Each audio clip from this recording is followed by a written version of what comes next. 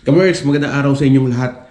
Nag-message sa atin yung Team Canadian at sabi nila pupunta daw sila dito ngayon. Hindi ko alam kung anong plano nila. Basta ang sabi nila, pupunta sila dito at makikikain.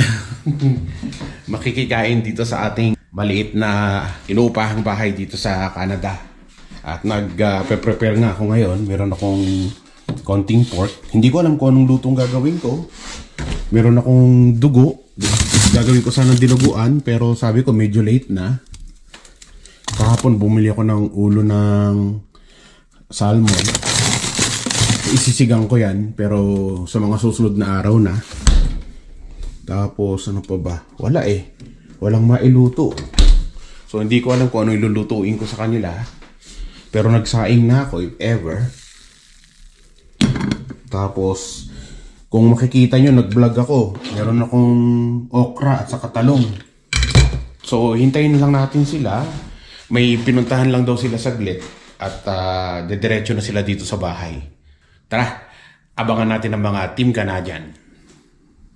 At ngayon eh, nagluluto tayo ng adobo pork. Yan na lang gagawin natin sa ating tinono pork kagabi.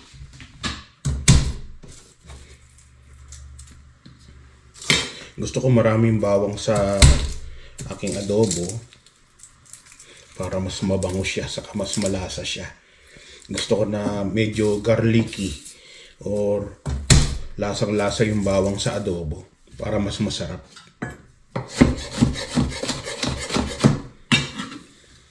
Mas maraming bawang dito sa ating adobo eh, mas mabango saka mas malasa mga kaberks. Lagyan din natin ng konting bay leaf, lagyan natin ng konting buong paminta, tapos lagyan din natin ng pamintang durog para mas malasa talaga yung ating adobo. Nilagyan ko na yan ng toyo, ng konting suka, ng konting tubig para lumambot na rin siya. So ayan na.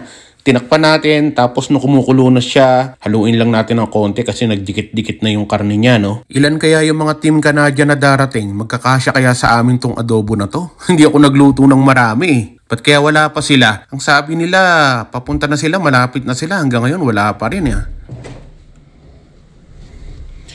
Nandito na sila mga kaperks. Mga kaibigan ko tong mga to na galing ng High River. Medyo malayo-layo pa yung kanilang binyahe. Anyway, pag pumupunta rin naman ako sa kanila, malayo din ang biyahe ko. So, pareho lang.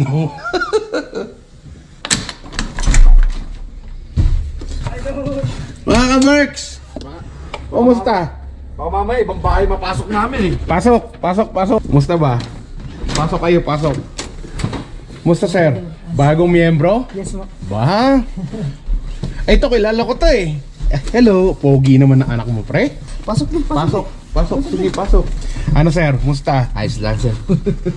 Pasensya na kayo, wala akong mga sopa, wala akong mga ano dyan ha. No problem. Ay, kakain dito eh. Kami lang dalawang mag-ama nandito eh. Okay naman, mas maganda kaysa doon sa dati naming apartment. Sa CR lang. Ay, ito yung CR sir dyan. Upo. Pasensya na, walang sopa dito sa bahay ha. Ano, kumusta mga ka-Berks? Tagal na hindi nagkita ah. Kumusta mga Team Canadian? Ayos lang idol. Ha? Still Kumusta? kicking. Anong balita? Ganun pa rin. Ganun pa rin? Ano sir? Kumusta si Mark? Still kicking. Still kicking? Yeah. Sir, taga saan ka? Dumaguete. Dumaguete. Oh, sa Pinas. Matagal ka na dito sa Canada? 1 year pa lang. Bago lang. 1 year pero bago lang eh, no? 1 year na, kahit pa paano naka 1 year na. 1 year. Ayos. Ikaw, anong pangalan mo sir? Bago lang po ako. Bago ka lang? Bagong luma? Bagong luma. Ang gwapo ng anak niya, oh! Kita nyo naman. Hello! Nahiya. Naku, walang-wala ka sa tatay mo. Tatay mo, makapal na makapalang. Wala lang. Eto, bago rin. Mark din. Mahilig ka lang. So, Mark yung isa, Mark ka din. Bakit wala ba ibang pangalan sa Pilipinas? Kailangan Mark lang? Taga saan ka sa Pilipinas? Sa Las Piñas. Las Piñas. So, within Metro Manila naman siya. Dumaguete, Metro Manila. Saan ka dito sa High River din? High River din. Matagal ka na? Last year lang ako dumating November. Okay. Bagong-bago pa lang. Ito, bagong-bago.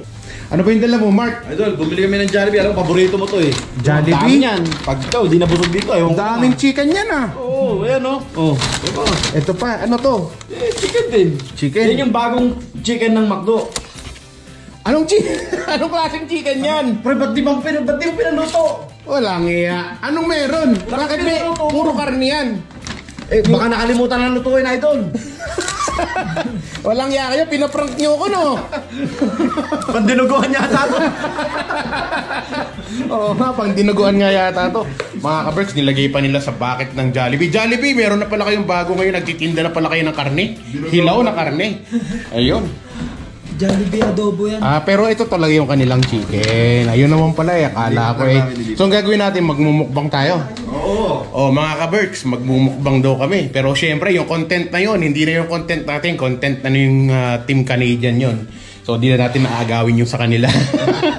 So sige, mag-set up tayo dito para sa ano natin. Para sa mukbang chicken Jollibee natin, okay? Okay. Okay, tara. Purugang-puruga tayo sa chicken ngayon ah. Nakikita ko pa lang eh. Pero siguro na-miss nyo na yung Jollibee no? Dami nyo binili. Malayo kami eh. Oo nga.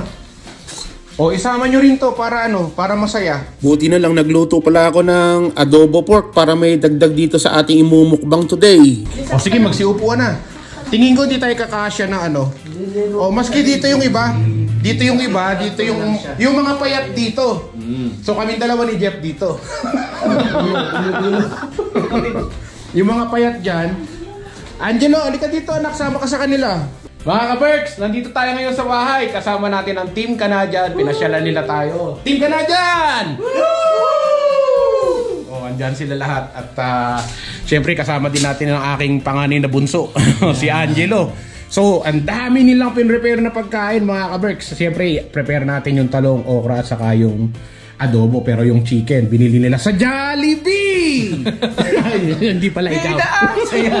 Sa Jollibee! Bida ang saya! Baka naman. Bida! Bida! At saka yung kanilang bagong miyembro. Bidang saya. Ayos! So, tara na mga ka-Berks. Kain na tayo! Yeah! Let's go! Okay guys, syempre bago ang lahat, umpisahan natin ang pagdadasal kay Chef Chris Cusinero magbibig. Uy, ako ba? Oo. O sige. Lord, maraming salamat po dito sa aming lunch for today. At maraming salamat din po sa palagi niyong paggabay sa amin, sa Team Canadian, at makauwi din sila ng safe mamaya pagdating nila sa High River. At kayo nang bahala sa lahat ng mga pamilya namin, mga kaibigan. Kain na tayo! Bro! Abay naantay natin, bakit tayo pala iba to? Nung bagong dating lang ko dito sa Calgary last year, wala akong idea kung sino ang Team Canadian. Wala akong kilala sa kanila, maski isa sa kanila. Hanggang sa unti-unti nakilala ko bawat isa sa kanila, naging magkaibigan kami, pumapasyal ako sa kanila pag may birthday, pag may mga okasyon. Hanggang sa naging mga kaibigan ko na rin sila. Isa ang Team Canadian sa mga sinusuportahan kong page dahil napakabubuti rin nilang mga tao mga ka-Berks. Sana masuportahan natin sila, matulungan natin sila na kahit papaano magkaroon ng mga followers. At sa Team Canadian, maraming salamat sa effort nyo. Talaga nagpunta pa kayo dito para makakain tayo ng tanghalian with Jollibee. Thank you very much po. Maraming salamat po sa inyong lahat. Papaalam na po kami. So paano mga ka-Berks? Maraming salamat sa inyong panonood. At thank you rin pala sa Team Canadian. Ang inyong kapamilya, kapuso, katropa, kabarkada at ka-Berks, Chris Cusinero. Magandang araw po sa inyong lahat. Bye-bye! Ano man ang hamon ng buhay, palagi ka lang sumabay. Piliin mo laging sumaya, kay Chris Cusinero panalo ka. Di lang pagluto at sa kusina, sa adventure ay kasama. Sa lugar na kakaiba, halika na, kay Chris Cusinero na. Halika na't sumama ka.